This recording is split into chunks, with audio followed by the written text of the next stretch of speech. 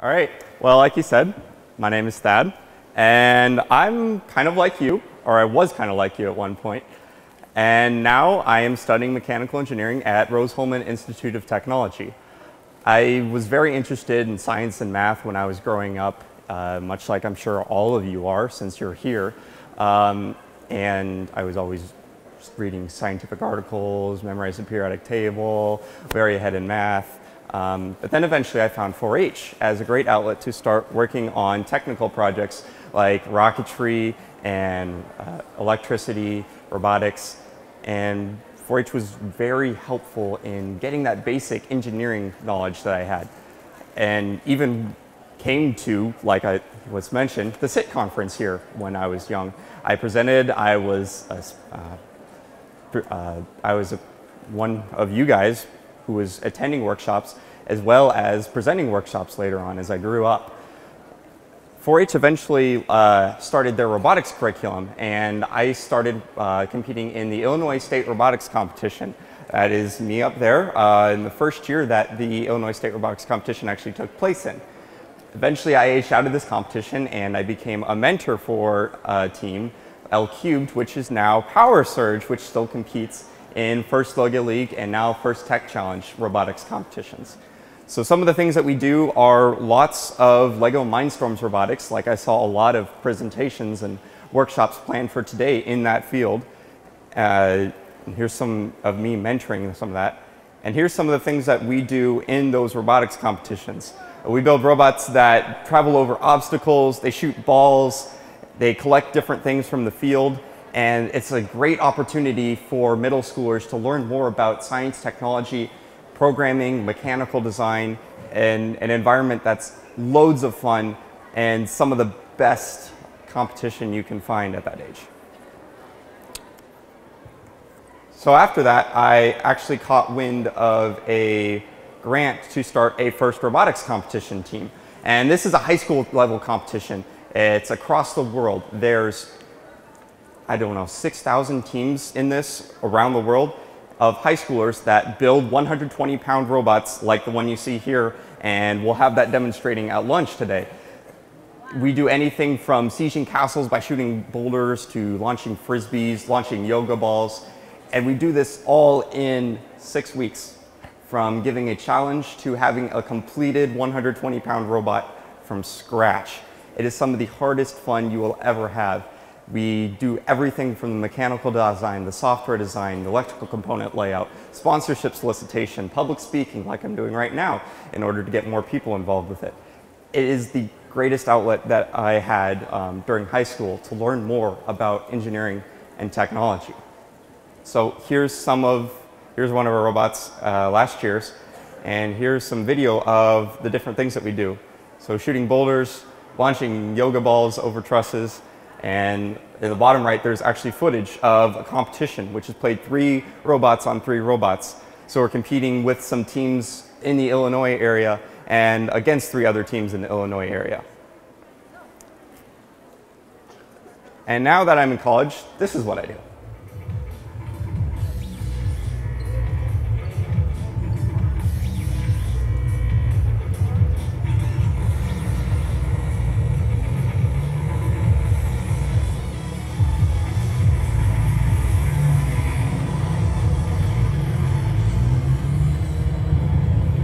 Mic up closer to your mouth. So this is called Formula SAE, which is a collegiate design competition where college students get an entire year to build an entire Formula race car up from scratch. We build everything from the chassis to the drivetrain to modifying the engine. Everything that we do is pretty much from the ground up. We're using cutting edge technologies. Our panels are all carbon fiber. It's a chromoly steel frame, aerospace grade aluminum on most parts. It is an immensely challenging competition that we as college students get to participate in. So as you can see from the charts here, we have units of awesomeness, which are power per weight ratio. LEGO has about 13 horsepower per ton, so it's pretty cool, but in comparison to FRC, it's about 30 horsepower per ton. So it goes a little bit faster. But on FSAE, we build a car that's about 200 horsepower per ton, and that's including the driver weight in it. So as you can see from this next chart, that influences our 0 to 60 time, aka the slowness factor.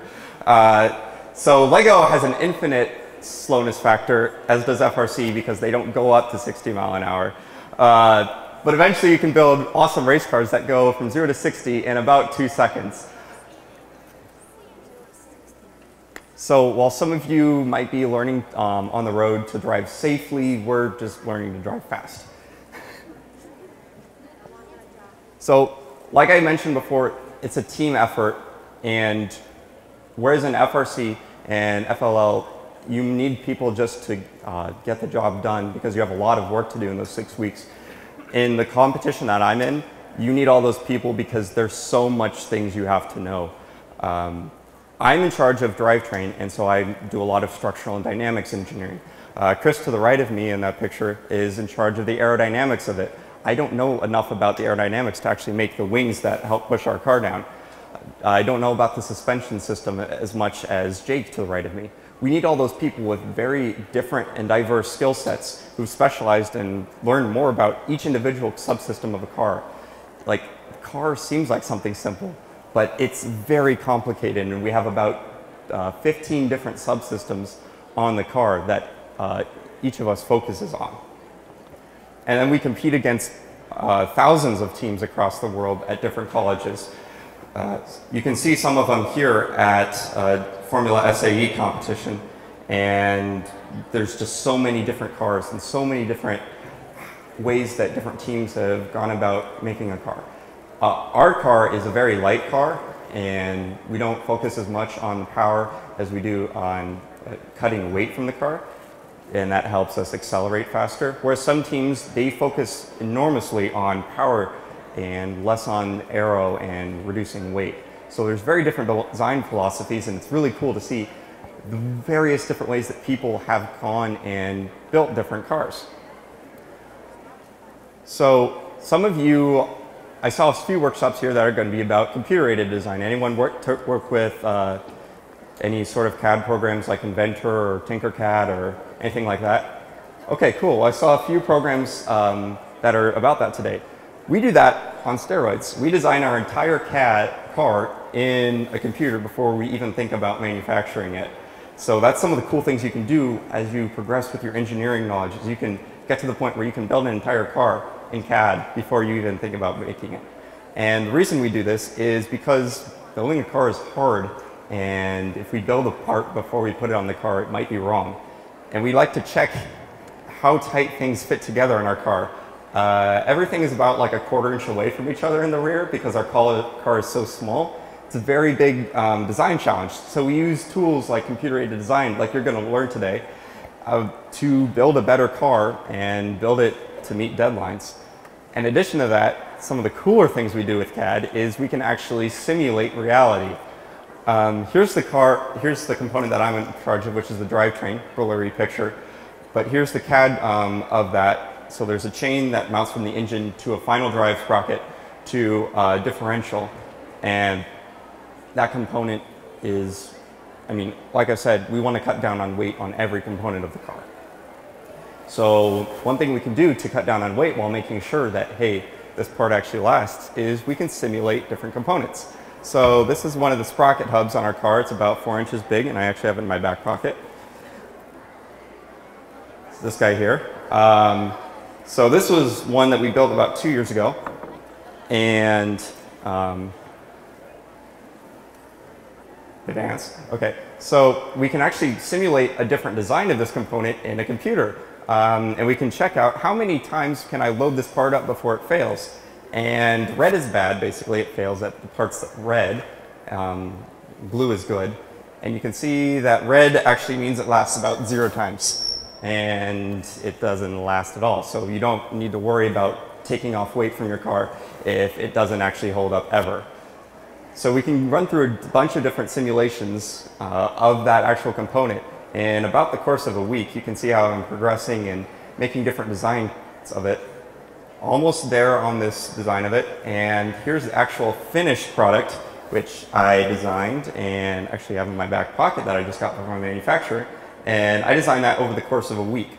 That would take much longer before we had computer simulations. You'd have to actually build this part, test it, did it fail, and then build it again to do analysis of a complicated part like this. Now we can actually simulate parts using advanced engineering and a lot of the backbone of the basic skills that you can learn here today.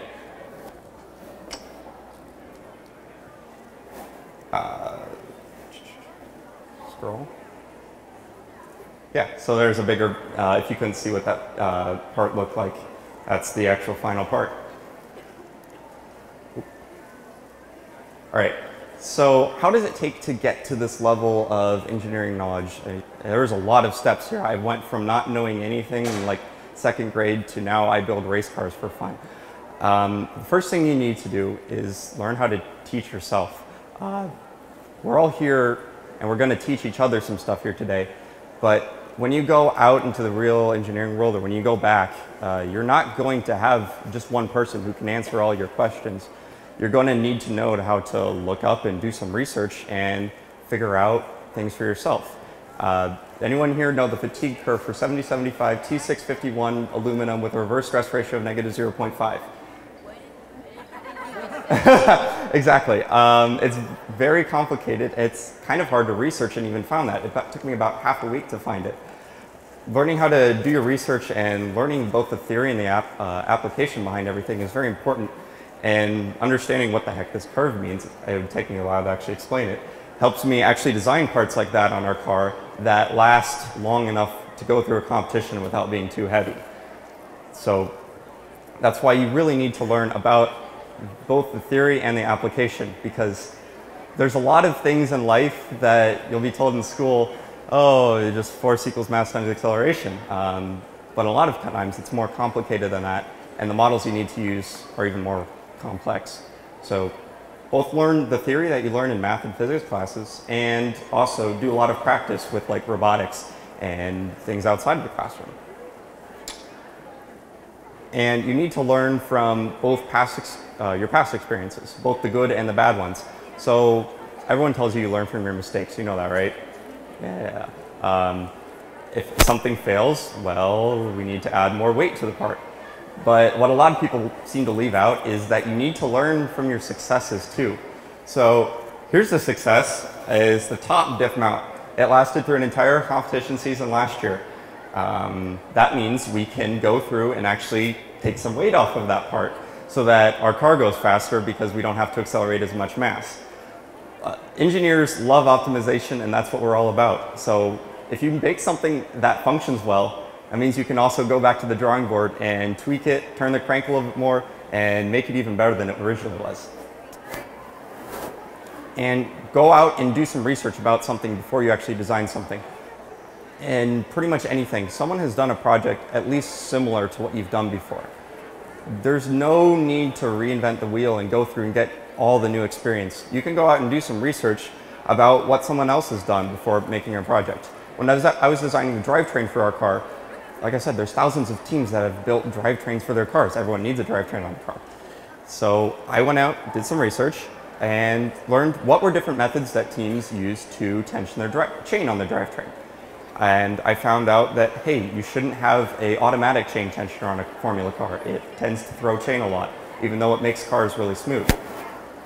And so I used that knowledge to go out and design the actual parts that I made in the entire system. Even though I didn't follow anyone's design to a T, I actually kind of reinvented the wheel. I learned from people's experiences because I did my research beforehand and should hopefully, fingers crossed, avoid a lot of the mistakes that people have made with that design. And you need to learn about networking. Other networking, the type of handshakes, human handshakes. There we go, that type of networking. You need to go out and meet different people here at the SIT conference. You are all interested in science, technology, engineering, and math. There shouldn't be any reason for you to go home and not have met anyone that you can work on a project with outside of this. There's teams like Metal Cow Robotics here today that you can go in and see if what they're doing is pertinent to what you're want to do. You can learn about software and mechanical design through them. It's how I helped myself level up in what I'm doing, and it's how you guys can help level up yourselves. If that doesn't suit your fancy, make sure you find someone in the classes that you're going to be taking today that you would like to work on some projects with. Make those connections while you're here at SIT today, and they will pay off for you immensely in the long run. And a lot of people will tell you work smarter, not harder. Kind of a lie, because you should work smarter and harder. There's no replacement for drive and passion and wanting to do really cool stuff. It's going to serve you way more than just knowing how to be smart. Is going to be learning how to be passionate about what you're doing. And that's all I have. Go out and have a great and hard and fun time today.